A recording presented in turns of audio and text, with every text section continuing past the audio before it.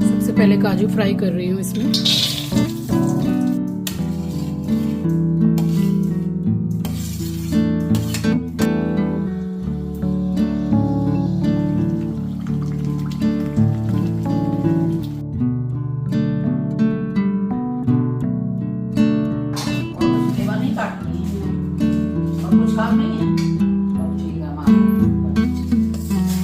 देखिए हो गया। मंदिर सजाने में कितना टाइम लग जाता है। भोलेनाथ एकदम जच रहे हैं। जय श्री महाकाल महाराज की जय। हर हर महादेव, हर हर महादेव।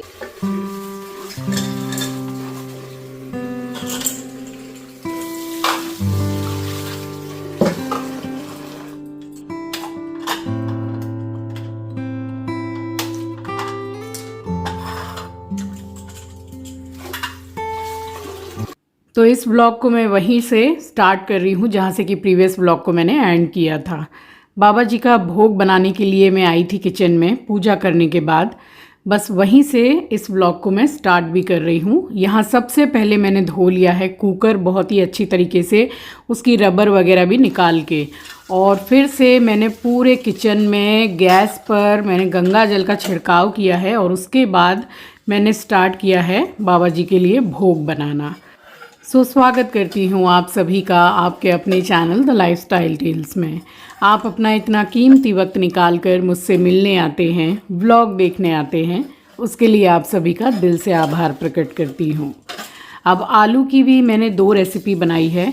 इस पूरे व्लॉग में मैं आपको 6 रेसिपी शेयर कर रही हूँ, इसीलिए व्लॉग लेंदी भी है और पूरा स्टेप बाय स्टेप मैंने आपको बताया है कि कौन सी रेसिपी को मैंने किस तरह से और किन मसालों के साथ बनाया है। तो व्लॉग को बिल्कुल भी स्किप करके मत देखिएगा, फुल व्लॉग वॉच कीजिएगा।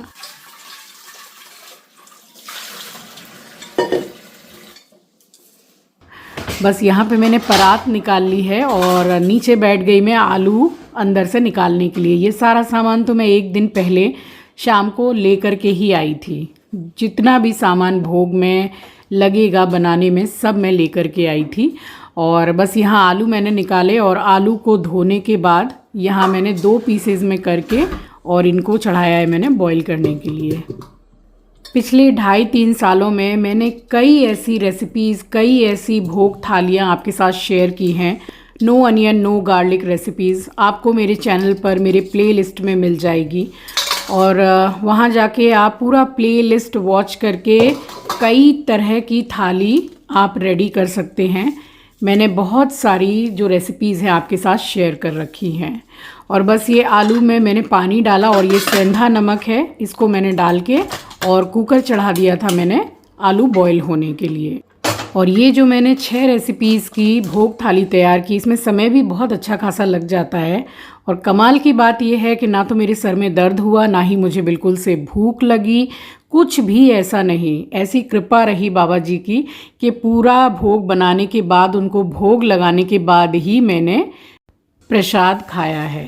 अभी यहाँ सबसे पहले आलू चढ़ा दिए हैं, एक तरफ चढ़ा रही हूँ खीर और दूसरी वाली जो सब्जी बनाऊंगी उसका मसाला एक तरफ मैं तैयार कर रही हूँ।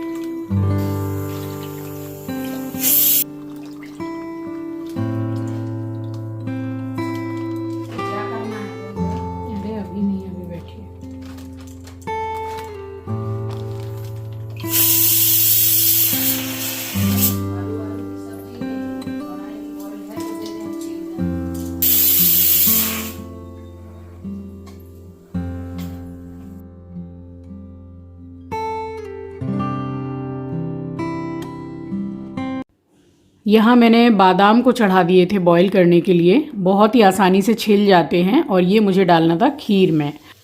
तो ये 3 पैकेट मैंने अमूल गोल्ड दूध का लिया है और इसमें पानी मैंने बिल्कुल भी नहीं डाला है। और बस जो बर्तन है उसके तले में दूध लगे ना, इसलिए बिल्कुल ज़रा सा पानी और उसके ऊपर में फिर दूध डाल के बॉईल कर लीजिए, तो वो नीचे जलता नहीं है दूध। थोड़ी देर मैंने दूध को बहुत ही अच्छी तरीके से पका लिया है और तब तक ये जो बादाम है ये भी बॉईल हो गए। ये अगर अच्छे गर्म खौलते हुए पानी में भी आप डाल के 2 मिनट रख दें तो बहुत ही ईज़िली एकदम छिल जाते हैं। टाइम सेविंग जो काम होता है वो होता है। ये मैंने आपको आज से पिछले 2 साल पहले भी ये वाला जो ट्रिक है ये मैंने आपके साथ शेयर किया था। एक जो है कमेंट आया था इस बादाम के रिलेटेड ही कि आप रात में बेफालतू में इतना टाइम वेस्ट वाला काम क्यों करते हैं, बादाम को क्यों भिगोते हैं, आप उसको गर्म पानी में बॉईल करके छील के खा लीजिए। तो देखिए उसके बेनिफिट्स अलग हैं और इसके अलग हैं। इसको जो बॉईल करके छीलते हैं तो इसमें ऐसा कोई फ़ायदा आपके शरीर को होता नहीं है। रात में जो आप भिगो के रखते हैं उसमें कहीं ज़्यादा मात्रा में आपको विटामिन ई मिलता है, जिससे आपकी स्किन बहुत अच्छी रहती है, बाल अच्छे रहते हैं, बहुत कुछ अच्छा रहता है। ये तो जल्दी वाला प्रोसेस है कि जल्दी जल्दी कर लिया और काम से लट गया। इसमें नुकसान कुछ भी नहीं है मगर लाभ भी बहुत ज़्यादा आपके शरीर को नहीं है। तो ऐसा है। बस अच्छे से दूध हो गया था बॉईल और मैंने यहाँ पे चावल भिगो के रखे थे। मैंने डाला है इसमें गोविंद भोग चावल। तो बहुत ज़्यादा क्वांटिटी में मैं नहीं डालती हूँ क्योंकि मैं बहुत ज़्यादा गाढ़ी खीर नहीं बनाती हूँ। यहाँ मम्मी आ गए थे और मैंने ये इलायची पाउडर मेरे यहाँ ख़त्म हो गया था, तो ये इतनी इलायची मैंने मम्मी को दी कि ये छुड़ा के आप मुझे दे दीजिए, तो मैं खल्लड़ में कूट के पाउडर बना लूँगी। और यहाँ मैंने केसर को बॉयल दूध में भिगो दिया था, कलर अच्छा देती है। वैसे आप डायरेक्ट खीर में भी डाल सकते हैं केसर, मैं ऐसे ही हमेशा डालती हूँ, कलर काफ़ी अच्छा आ जाता है खीर में। और ये एवरेस्ट की केसर है और मैं जो इस्तेमाल करती हूँ वो है चक्रेश। वो इस टाइम पे यहाँ अवेलेबल नहीं थी, जो कि हमेशा ही कभी सामने वो मिलती नहीं है जल्दी। और देखिए मैंने इसको इतना कूटा है मगर ये पाउडर नहीं हुआ है क्योंकि जो इलायची थी वो जब छीली है मम्मी ने तो थोड़ी जैसे सीलन टाइप की रहती है वैसी इलायची थी ये। और एकदम नया पैकेट खोला था मैंने, बाज़ार से लेकर आई थी। तो यहाँ पे ये जितना कूट के हो पाया बस ठीक है, उसको मैंने वैसे ही डाल दिया। और चावल भी अच्छी तरह से पक गए थे तो यहाँ मैंने डाल दिया इलायची का पाउडर। यहाँ अच्छी तरीके से मिक्स करके और उसके बाद मैंने जो ड्राई फ्रूट कटर है उसमें मैंने पिस्ता को अच्छे से कट कर लिया था। और इसमें कतरन जो है इतनी अच्छी निकल के आती हैं, अगर हाथ से किया जाए तो काफ़ी समय लग जाएगा।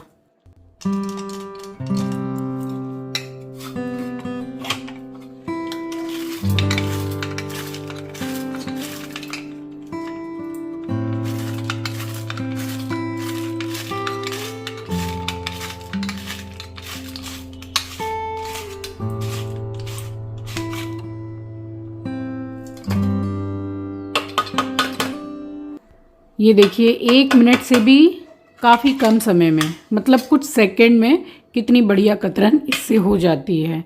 और यहाँ पर खीर पक के देखिए काफ़ी थोड़ी सी रिड्यूस भी हो गई है और कलर भी काफ़ी अच्छा आ गया है केसर का। तो यहाँ जो बादाम की कतरन काटी है ये सब मम्मी मुझे काट करके दे रही थी। इलायची छील के दी, बादाम काट के दिए, आलू छील के दिए। तो मम्मी ने भी काफ़ी हेल्प की बाबा जी के भोग बनवाने में। और आंचल का ऑफिस ऑन था 9 बजे से। उसके बाद में जब वो फ्री हुई है तब फिर उसने आके भोलेनाथ जी के लिए एक बहुत ही बढ़िया सा अपने हाथों से डेजर्ट तैयार किया है। तो वीडियो में बने रहिए, उसने भी बनाया है। तो हम माँ बेटी तीनों ने, नानी माँ बेटी तीनों ने मिलके बाबा जी की भोग थाली की है तैयार। और यहाँ पे मैंने डाल दिया मखाना। अब मखाना इतना बढ़िया लगता है खीर में। और जब आपको जैसे लगे कि खीर बन गई है और 2-5 मिनट बाकी है गैस बंद करने में, बस तभी मखाने को डाल दीजिए। क्योंकि मखाना क्या है कि बहुत ज़्यादा अगर आप पका लेंगे तो फिर खीर एक्सेस गाढ़ी हो जाती है, भात जैसी हो जाती है, जो अच्छी नहीं लगती है। हिसाब से डाली है मैंने चीनी और यहाँ खीर बनके हो गई बिल्कुल तैयार। बस चीनी डाली इसलिए थोड़ी देर इसको मैंने पकने दिया है। तब तक यहाँ पे कर रही हूँ मसाला। तो मैंने बनाई है एक काजू और मखाने की सब्जी, बड़ी बढ़िया सी, बिल्कुल सात्विक भोजन बन रहा है बिना प्याज लहसुन का, क्योंकि बाबा जी का भोग बन रहा है। तो यहाँ मैंने 3 टमाटर ले लिए हैं, मीडियम साइज़ के ही टमाटर हैं, और 2 इंच के करीब मैंने अदरक का टुकड़ा ले लिया है। और काजू को मैंने कम से कम 1-1.5 घंटा पहले पानी में भिगो के रख दिया था। अब यहाँ भी एक चीज़ है कि अगर आप भिगोना भूल गए हैं तो आप इसको पानी में एक बॉईल कर लीजिए, तब भी काम बन जाएगा। इससे क्या है, बहुत अच्छे से ये पिस जाता है, जो टुकड़े टुकड़े मुंह में आते हैं वो नहीं आएंगे। और देखिए यहाँ थोड़ी देर बस चीनी भी इसमें अच्छे से डिज़ोल्व हो गई है, खीर बनके हो गई है तैयार। तो जो पिस्ते की मैंने कतरन तैयार की थी, बस उसको ऊपर से डाल रही हूँ। और अब ये जब जैसे जैसे ठंडी होगी तो इतनी मोटी परत जो मलाई की है पिस्ते के साथ पूरी जम जाती है और बेहतरीन खीर बनती है। तो यहाँ मम्मी आराम से बैठ के मुझे सब काम कर कर के दे रहे थे, तो देखिए कितनी हेल्प हो जाती है।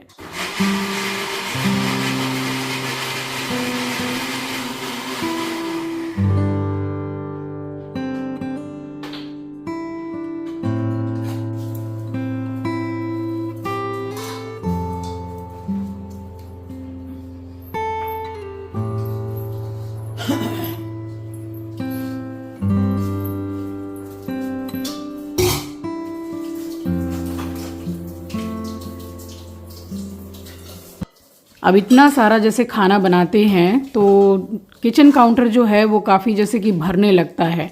तो खीर बन गई थी, तो मैंने डाइनिंग टेबल तो सुबह ही पूरी क्लीन कर दी थी और वहीं पे मैं उठा के रखती जा रही थी। और मम्मी ने यहाँ पे मुझसे पूछा कि और कोई काम है तो बता। वो तो आटा भी मांग रही थी मुझसे कि ला मैं गूंद के दे दूँ। वही मैंने कहा कि इतना आपने करके दे दिया, उसी से मेरी काफ़ी हेल्प हो गई है, आप अभी भी आराम से बैठिए। तो मम्मी थोड़ी देर के लिए चली गई थी घर।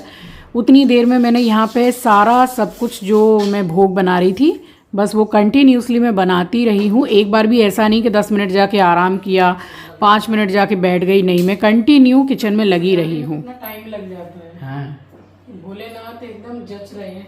हाँ वही तो, ठीक है, आ रहे हैं। हाँ। और वो वाला जो मैंने मसाला पीसा था वो काजू और मखाने की सब्जी के लिए मैंने पीस लिया था। और अब मैं तैयारी कर रही थी आलू की सब्जी में जो मुझे मसाला डालना है।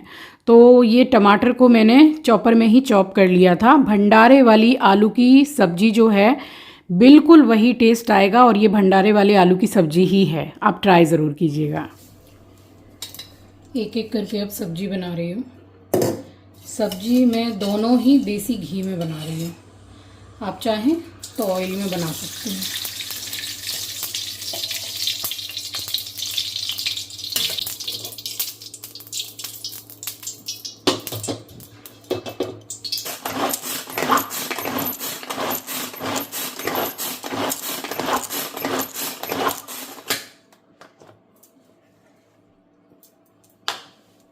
और इस आलू से मैंने 2 रेसिपीज़ बनाई हैं, इसलिए मैंने इतने आलू को बॉईल किया है।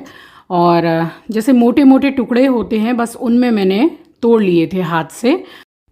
थोड़े आलू मैंने निकाल के रख लिए थे और बाकी की मैंने बनाई है आलू की सब्जी।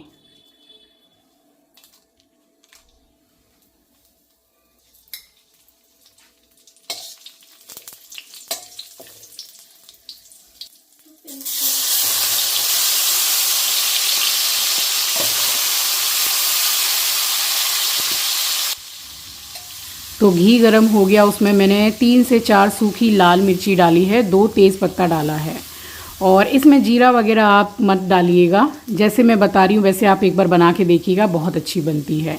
धनिया पाउडर, हल्दी पाउडर और साथ ही डाल रही हूँ थोड़ी सी लाल मिर्ची पाउडर। तो मिर्ची आप अपने टेस्ट के अकॉर्डिंग ही डाल लीजिएगा। बस डाल के अच्छी तरह से मैंने मिक्स किया है। अब इस मसाले को मैं इतना भूनूंगी कि इसमें से जो ऑयल है वो रिलीज़ हो जाए और बहुत अच्छा कलर भी आ जाए। एक अच्छे कलर के लिए मैंने ½ टीस्पून के करीब कश्मीरी लाल मिर्ची पाउडर भी डाला है। और बहुत ही अच्छी तरीके से मैंने मसाले को भून लिया है। मसाला देखिए भुन गया है, साइड से जो ऑयल है वो भी रिलीज़ हो गया है।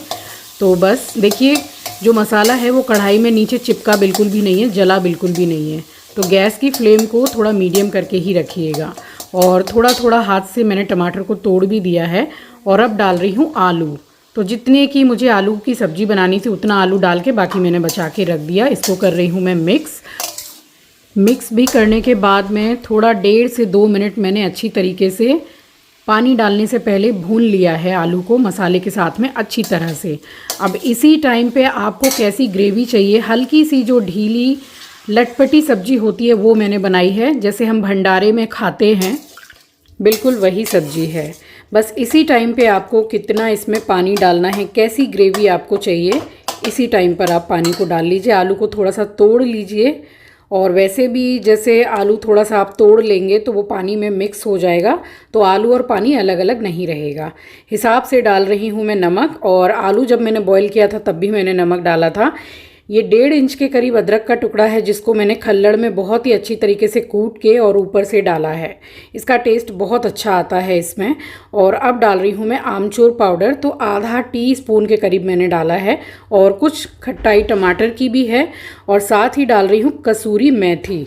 अब इसको मिक्स करके और थोड़ी देर के लिए सब्जी को मैं पकने दूंगी, 5 से 7 मिनट बिल्कुल लो फ्लेम पर।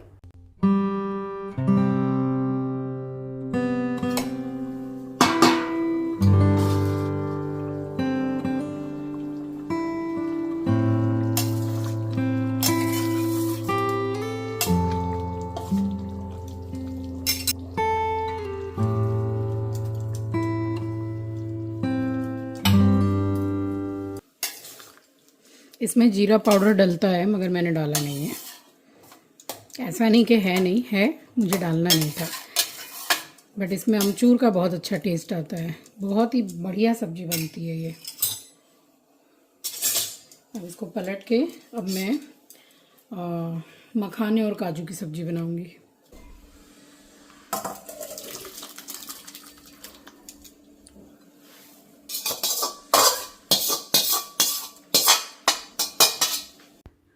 और यहाँ जैसे जैसे जो भी सब्जी है, खीर है, बनती चली जा रही थी, साथ के साथ ही मैं काउंटर को क्लीन करती जा रही थी। और वैसे भी रोज़ के जो हम काम करते हैं किचन में, जैसे जैसे काम होता जाए और सामान को हटाते रहना चाहिए, साफ़ सफाई करते रहें, तो इतना काम जो है वो इकट्ठा नहीं होता है। और यहाँ उसी कढ़ाई को मैंने धोकर चढ़ाया है, दोबारा से डाल रही हूँ घी, और अब यहाँ मैं बनाऊँगी मखाने और काजू की सब्ज़ी। सबसे पहले काजू फ्राई कर रही हूँ इसमें।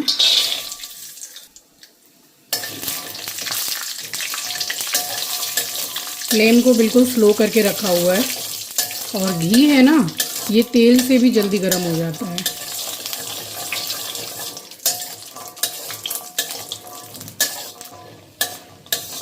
हो गए हैं काजू फ्राई। इसको निकाल के अब इसी में मैं मखाना को डालूँगी। इसमें 2 ऑप्शन हैं, जैसे ये जो घी बचा हुआ है मैं इसी में मखाना कर रही हूँ। आप इससे भी कम में कर सकते हैं, और आप चाहें तो घी और ज़्यादा डाल के पूरा डीप फ्राई करके निकाल सकते हैं।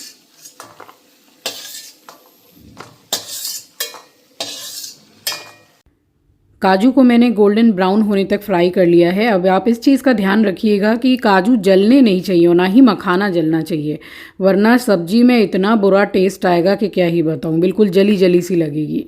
और वो जो घी बचा था उसी में मैंने मखाने को भी अच्छी तरह से फ्राई कर लिया है। दोबारा से कढ़ाई में घी डाल रही हूँ, और साथ ही डाल रही हूँ 2 तेज़पत्ता और दालचीनी का टुकड़ा, और उसके बाद जो मसाला पीसा था वो डालूँगी।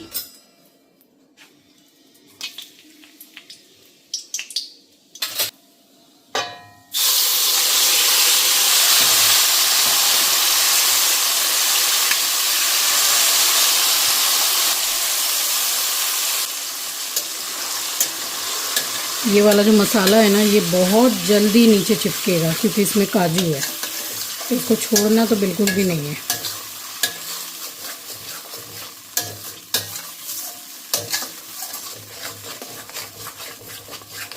गैस की फ्लेम बिल्कुल स्लो करके मैंने रखी हुई है। लाल मिर्ची पाउडर, हल्दी पाउडर, धनिया पाउडर, कश्मीरी लाल मिर्ची पाउडर,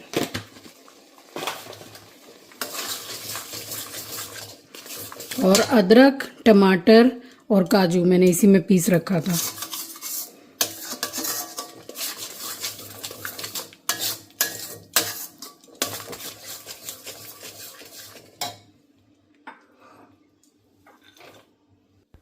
और इसी टाइम मैंने एक छोटा कटोरी मटर का डाला है इसमें, और मसाले के साथ में ही मटर को अच्छी तरह से मैं भून लूँगी। और अब इस मसाले को इतना मैं भूनूंगी कि जो ऑयल है, जो घी है वो रिलीज़ हो जाए। तो मसाले में बहुत ही अच्छा एक कलर भी आ गया है और घी भी रिलीज़ हो गया है। तो बस अब मैंने डाला है काजू और मखाने को, जिसको मैंने फ्राई करके रखा था। इसमें जो थोड़ा मसाला लगा था उसी में मैंने पानी डाल दिया है। 5 से 7 मिनट स्लो फ्लेम पर इसको पकाऊंगी मैं। थोड़ा सा पानी मैंने हिसाब से डाला है, जैसी भी मुझे ग्रेवी चाहिए हिसाब से डाल रही हूँ नमक। और बस इसको मिक्स देके और ढक दूंगी थोड़ी देर के लिए। और ये वाली सब्ज़ी बहुत ही जल्दी गाढ़ी हो जाती है, इसलिए बीच में एक बार चेक ज़रूर कर लीजिएगा। 5 मिनट स्लो गैस पे पकी है। अब ऐसा नहीं कि आप 5 मिनट के बाद ही खोल के देखें ढक्कन, पहले भी खोल लीजिएगा। वही है कि इसमें काजू है तो ये नीचे लग सकता है। मैंने पूरे 5 मिनट के बाद खोला है। ग्रेवी एकदम सही है। गैस को बंद कर रही हूँ, गरम मसाला डाल रही हूँ, साथ में डाल रही हूँ थोड़ी फ्रेश क्रीम।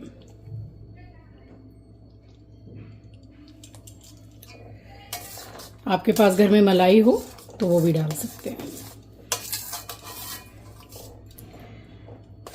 इस वाली सब्जी में दही बस मत डालिएगा, दही डालने से ज़्यादा अच्छा टेस्ट नहीं आएगा। सब्जी बनके तैयार हो गई है।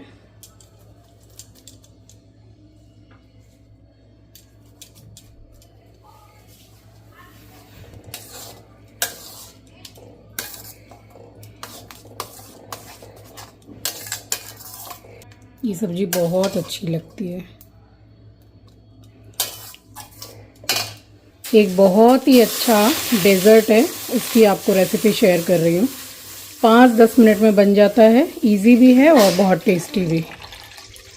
ये दूध डाला है, ये अभी कच्चा दूध है। आप पका हुआ दूध भी ले सकते हैं तो वो जल्दी उसमें बॉयल आ जाएगा। ये कच्चा है, बस इसमें बॉयल आ जाए उसके बाद बताती हूँ क्या डालना है।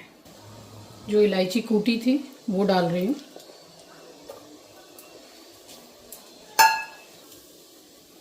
अब ये दूध में बॉईल जैसे ही आ जाए बस उसमें ये डाल देना है गुड़, और गुड़ डालते ही दूध फट जाएगा। बहुत ज़्यादा गुड़ नहीं डाल रही हूँ क्योंकि इसमें मैं मिल्क पाउडर भी डालूंगी।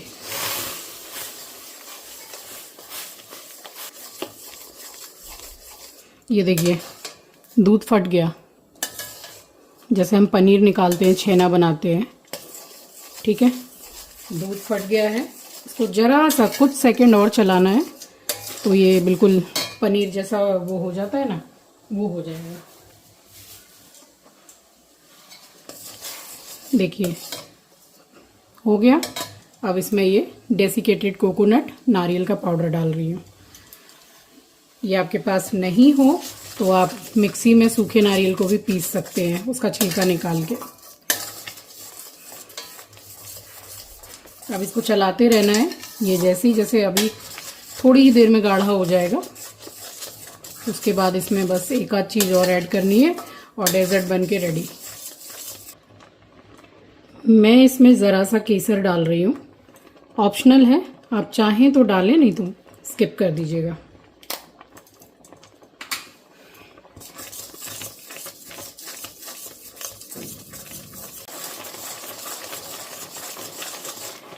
काफ़ी गाढ़ा हो गया है, अभी ये पूरा गाढ़ा हो जाएगा, कढ़ाई छोड़ देगा।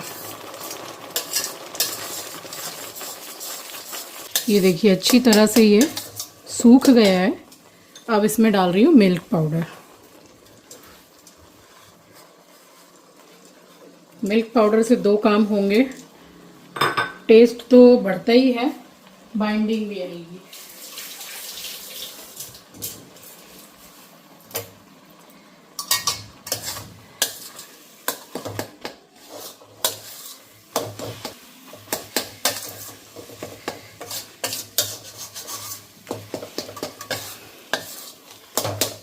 है ना इजी, 2-3 सामान से ही बन गई। अभी तक इसमें मैंने घी वगैरह कुछ भी नहीं डाला है।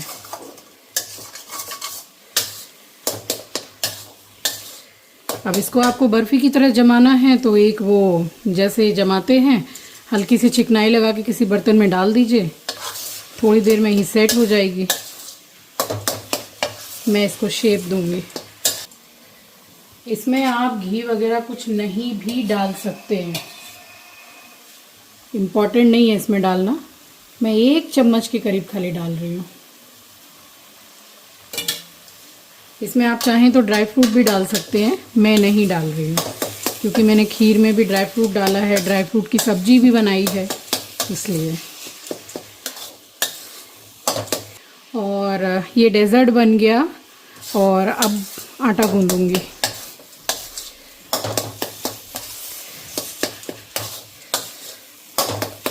ये हो गया है, गैस कर रही हूँ बंद। इसको एक अलग बर्तन में निकालूंगी। मैंने फैला दिया था इसको, थोड़ा ठंडा हो गया है। हाथ में घी भी लगाने की ज़रूरत नहीं है, नारियल में वैसे ही घी छोड़ता है नारियल। कोई भी शेप दे लीजिए अब आप इसको।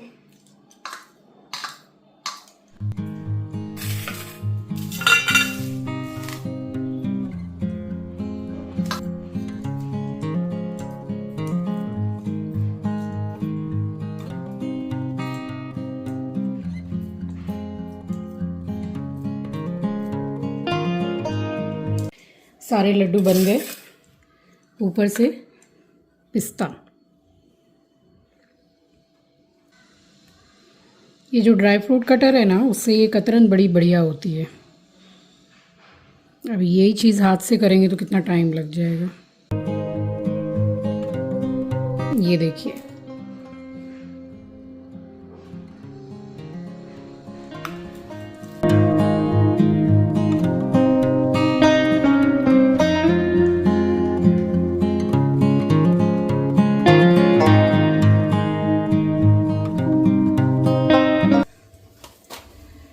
आलू जो मैंने बॉईल किए थे सब्जी के लिए, तो मुझे ये आज आलू की मसाले वाली पूड़ी ही बनानी थी। मैंने सोच के रखा हुआ था, तो इतना आलू मैंने निकाल दिया था। गेहूं का आटा डाला है, 2-3 हरी मिर्ची चीर के बीच में से कट कर लिए छोटी। धनिया डाल रही हूँ। धनिया तो आप अपनी श्रद्धा अनुसार डाल लीजिएगा। मेरी श्रद्धा बहुत ज़्यादा है धनिया में। कसूरी मेथी डाल रही हूँ, बहुत अच्छा टेस्ट आता है।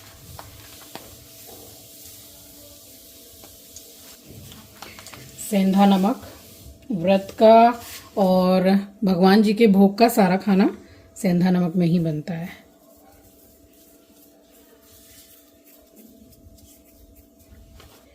घी का मोयन दे रही हूँ थोड़ा।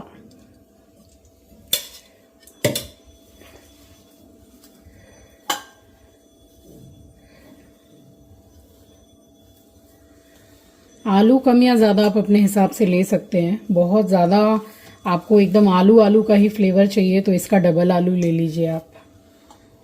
थोड़ा सा बेसन भी मिक्स कर सकते हैं, बहुत तरीके से बनता है। इसमें अजवाइन भी डालते हैं, मैं नहीं डाल रही हूँ।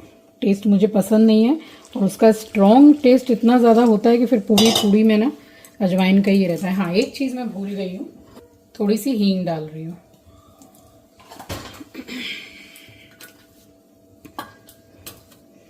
ये वाली आलू की पूड़ी में क्या है ना, भरावन का झंझट नहीं है कि भरेंगे फिर बेलेंगे फिर फटेगी, ऐसा नहीं। वैसे आलू की पूड़ी फटती नहीं है बनाने से। खीरा कहाँ रखा है? पॉलीथीन में। यहाँ तक आंचल भी अपने ऑफिस के काम से ज़रा फ्री हुई। फिर उसने आके जितने भी फ्रूट्स हैं तो उनको छोटे छोटे पीसेज में कट किया है, अनार निकाला है और ये बनाया है क्रीम फ्रूट सैलड। ये मैंने आपको कई बार पहले शेयर किया है। इसमें सिर्फ जो फ्रेश क्रीम है वो है, चीनी है, आप पिसी हुई डाल लीजिए चाहे आप नॉर्मल वाली डाल लीजिए, उसमें चीनी घुल जाए चला लीजिए। पानी इसमें बिल्कुल भी मत डालिएगा, बस चीनी इसमें अच्छे से डिज़ोल्व हो जाए। तो जितने भी फ्रूट्स हैं वो इसमें मिक्स करके रख दीजिए, फ्रिज में लगा दीजिए, थोड़ा ठंडा ठंडा सर्व कीजिए। आपके घर में गेस्ट आएँ या भगवान जी को आप सर्व कर रहे हैं, और भी ज़्यादा इसमें आप टेस्ट बढ़ाना चाहते हैं तो इसमें आप ड्राई फ्रूट भी डाल सकते हैं। ये बिना ड्राई फ्रूट के भी बेहतरीन लगता है। तो ये आंचल ने बनाया था और यहाँ सारा सब्जी खीर सब कुछ रेडी हो गया था। जो भी हमें भगवान जी को भोग लगाना था। तो आटा भी गूंद गया था। तो कोई त्यौहार हो या पूजा के लिए खाना बन रहा है, भोग के लिए खाना बन रहा है, तो फिर सबसे पहली जो पूड़ी है वो अग्नि देवता जी को अर्पित करते हैं और माँ अन्नपूर्णा जी का ध्यान करके, नमस्कार करके फिर बाद में फिर सारी पूड़ियों को हम बनाते हैं।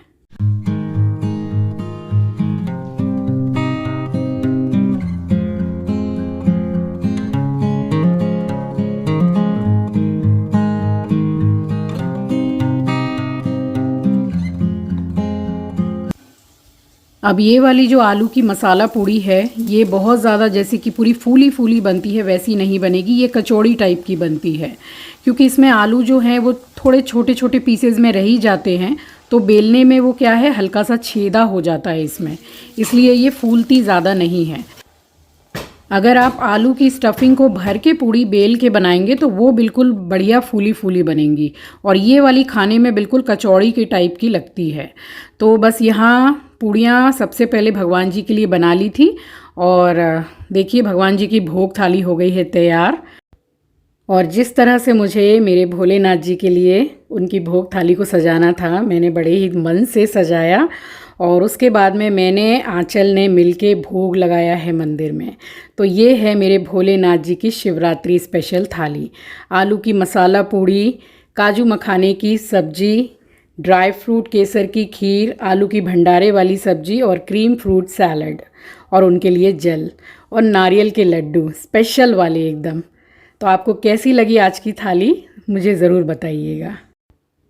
यहाँ हम दोनों ने ही मिलके भगवान गौरी शंकर जी को भोग लगाया है, और भोग लगाते हुए हम दिखाते भी नहीं हैं और भोग लगाने के बाद वहाँ से हट भी जाते हैं। बस इतना ज़रूर बताऊंगी आपको कि भगवान जी को भोग लगा रहे हैं, अगर शिव जी को आप भोग लगा रहे हैं तो उस जो भोग की थाली है उसमें एक बेल पत्र ज़रूर से रख दीजिएगा, और अगर नारायण भगवान को भोग लगा रहे हैं तो तुलसी पत्र ज़रूर से रख दीजिए, और वहाँ से कुछ समय के लिए आप हट जाइए। मन ही मन भगवान जी को बोलिए कि हे ईश्वर, आप मेरा चढ़ाया हुआ भोग स्वीकार कीजिएगा, ग्रहण कीजिएगा, और सारी भूल चूक को आप क्षमा कीजिएगा। बस वहाँ मैंने भोग लगाया है और 15-20 मिनट के लिए हम हट गए थे। उसके बाद फटाफट मैंने पूड़ियाँ सेकी हैं, मम्मी को भी खाना दिया है, और फिर बाद में हम लोगों ने भी खाया है। तो ये था मेरा आज का व्लॉग। आई होप कि आपको पसंद आया होगा। अगर मेरे व्लॉग्स आपको अच्छे लगते हैं तो आगे शेयर ज़रूर कीजिएगा। तब तक के लिए अपना ख्याल रखिए, अपनों का ख्याल रखिए। सो चलिए मिलूंगी आपसे नेक्स्ट व्लॉग में। ओम श्री शिवाय नमस्तुभ्यम।